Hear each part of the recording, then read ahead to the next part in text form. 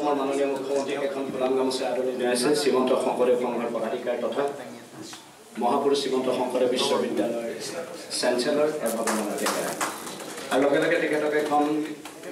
এখন শৰাইৰে সম্ভাষণ জনাব বিশ্ববিদ্যালয়ৰ আচাৰ্য সন্মানীয় খণ্ডৱ কুমাৰ ডেকা ছাৰে তেখেতক এখন শৰাইৰে আৰু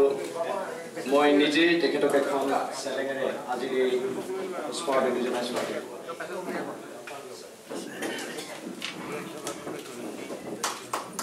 আজি প্ৰথমবাৰৰ কাৰণে আমাৰ এই বিশ্ববিদ্যালয়ৰ মজিয়াত আমাৰ মাজত শ্ৰদ্ধেয় মুখ্যমন্ত্ৰী মহোদয়ক আমি পাই অত্যন্ত আনন্দিত হৈছোঁ আৰু আমি তেখেতক স্বাগত সম্ভাষণ জনাইছোঁ। মাত্ৰ একেষাৰ কথা তেখেতৰ ওচৰত আমি নিবেদন কৰি থৈছোঁ যে তেখেতে যি বলিষ্ঠ নেতৃত্বৰে আমাৰ যোৱা বিগত 15টা বছৰে ধৰি আমাৰ এই সুন্দৰ আমাৰ অসম মাতৃ অসমৰ ৰাজ্যখনক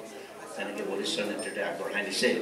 শিক্ষাৰ ক্ষেত্ৰত, সাহিত্যৰ ক্ষেত্ৰত, সংস্কৃতিৰ ক্ষেত্ৰত আৰু গুৰুজনাৰ এই যি মহান মানৱতাবাদী আদৰ্শ আছে এইখিনি প্ৰচাৰ প্ৰসাৰ কৰি ইয়াৰ যিটো আচলতে বিদ্যায়তনিক ক্ষেত্ৰত, একাডেমিক ক্ষেত্ৰত গৱেষণামূলক কাৰ্যবিলাক আগবঢ়াই নি পেলাই গোটেই সৰ্ব বিশ্বৰ ভিতৰত যাতে আমি গুৰুজনাক লৈ যাব পাৰোঁ তাৰ কাৰণে এই আমি জাতীয় বিশ্ববিদ্যালয় স্থাপন কৰিছোঁ। এইখন যি বিশ্ববিদ্যালয়ত ঠন ধৰি উঠাত আমাৰ মহামান্য মুখ্যমন্ত্ৰী শ্ৰদ্ধেয় তৰুণ গগৈ ডাঙৰীয়া আমি সক্ৰিয় সহযোগিতা কামনা কৰিছোঁ আৰু তেখেতক আমি আমাৰ তৰফৰ পৰা শ্ৰীমন্ত শংকৰদেৱ সংঘৰ মজিয়াৰ তৰফৰ পৰা আৰু গোটেই সংঘৰ ভকত সম লক্ষ লক্ষ ভকতৰ তৰফৰ পৰা হৈ সকলোৰে হৈ আৰু বিশ্ববিদ্যালয় পৰিয়ালবৰ্গৰ হৈ তেখেতক আমি আমাৰ মাজত স্বাগত সম্ভাষণ জনাইছোঁ আৰু তেখেতক আমি শুভেচ্ছা প্ৰদান কৰিছোঁ আৰু ভগৱন্তৰ কৰুণা আৰু কৃপা তেখেতৰ শিৰত সদায় বৰ্ষণ হৈ থাকিব। তেখেতৰ সৰ্বপ্ৰকাৰৰ সফলতা আৰু উন্নতি আমি কামনা কৰি ভগৱন্তৰ চৰণত আমি প্ৰাৰ্থনা নিবেদন কৰিছোঁ। জয় গুৰু শংকৰ। আমাৰ পদাধিকাৰ মহোদয় শ্ৰী ভৱেন্দ্ৰনাথ ডেকা ডাঙৰীয়া, আমাৰ ৰফিকুল হুছেইন ডাঙৰীয়া, ডক্টৰ নজৰুল, আমাৰ ইছলাম ডাঙৰীয়া, সোমবাৰ ডাঙৰীয়া, ডাঙৰীয়া, আমাৰ ভাইচ চেঞ্চেলৰ ডক্টৰ কৰ্ণপৰ ডেকা ডাঙৰীয়া, বাবুল বৰা, প্ৰধান সম্পাদক শ্ৰীমন্ত শংকৰ সংঘৰ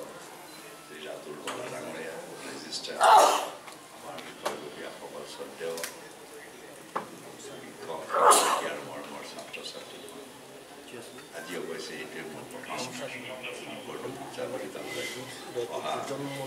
ভাল লাগিছে। মোৰ ভিতৰত মই ভবা নাছিলোঁ যে ইউনিভাৰ্চিটিখন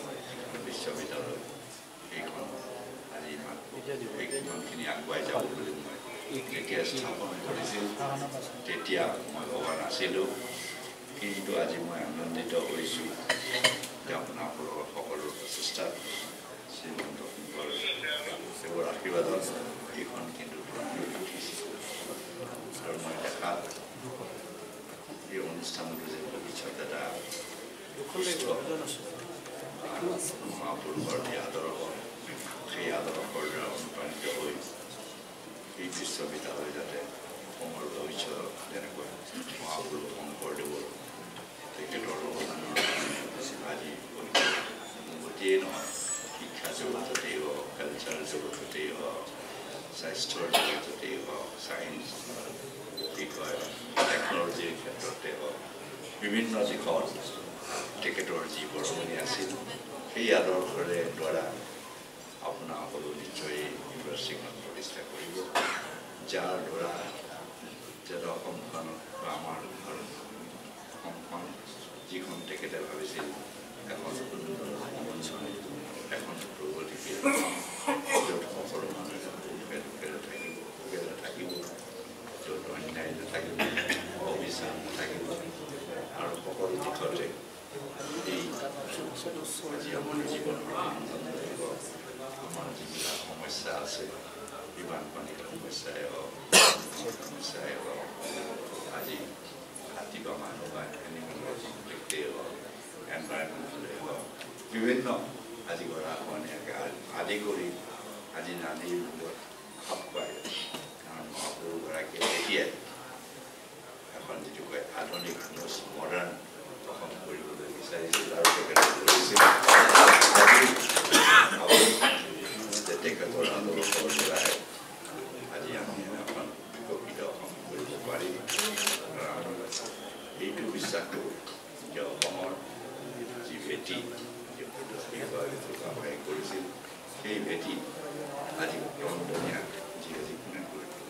এই ভেটিটো আজি পুঁজিৰে কোনে কৰিল আজি মহাপুৰুষ শংকৰদেৱ আৰু সেই পুঁজিৰ ভিত্তিত অসমৰ জাতীয় জীৱন সাহিত্যিকেই হওক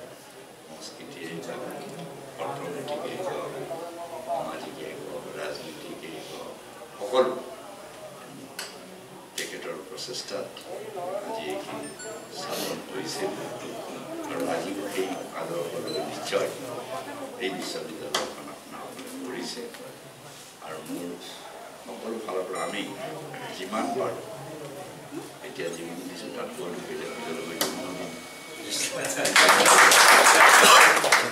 সেইটো নহয় যে এইটোৱে আমাৰ শেষ মই কৈছোৱে এই ইতিমধ্যে দিছোৱে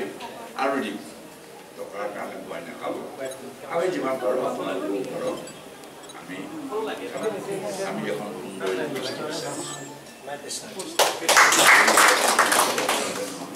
ভাৰতবৰ্ষৰ ভিতৰত যাতে জাকত জিলিকাই তাৰ কাৰণে আমাৰ যিমান লাগে আমিও নিশ্চয় দিম আৰু টকা পইচাৰ অভাৱ নহয় বুলি ভাবোঁ যে ভগৱানৰ আশীৰ্বাদ থাকে মহাপুৰুষৰ যদি আশীৰ্বাদ থাকে টকা পইচা খাই যাব কামত আগবাঢ়ি যায় আৰু আমি যিমান পাৰোঁ আৰু আপোনালোকে ইয়াৰ লগত জড়িত সকলোকে মই ধন্যবাদ দিছিলোঁ আপোনালোকৰ আন্তৰিকতা আৰু আপোনালোকৰ এজন ভাইচ চেঞ্চেলৰ পাইছে ডেকা ডাঙৰীয়া তেখেতৰ অভিজ্ঞতা আছে ডিব্ৰুগড় ইউনিভাৰ্চিটিখন কেনেকৈ চলাইছিল মই জানো ডিব্ৰুগড় ইউনিভাৰ্চিটিখন কেনেকৈ সন্তানীয়া কৰিছিল নতুন ৰূপ দিছিল মই যিহেতু তেখেতৰ লগত জানো আৰু তেনে এজন যেতিয়া দায়িত্ব দিছে ভাইচ চেঞ্চেলৰ দায়িত্ব দিছিল নিশ্চয় এই ইউনিভাৰ্চিটিৰ ভৱিষ্যত এজন অভিজ্ঞ আপোনাসকলে ভাইচ চেঞ্চেলৰ আউটলুক এই আউটলুকে নিশ্চয় এই বিশ্ববিদ্যালয়খন এদিন অলপ সময় লাগিব কিন্তু মই ভাবোঁ যে ভাৰতবৰ্ষৰ ভিতৰত এই ইউনিভাৰ্চিটিখন এখন উল্লেখনীয় বা লেখতলগীয়া আমি বিশ্ববিদ্যালয় পৰিণত হ'ব আৰু মোৰ ফালৰ পৰা যিমান পাৰোঁ আপোনালোকক সহায় কৰিম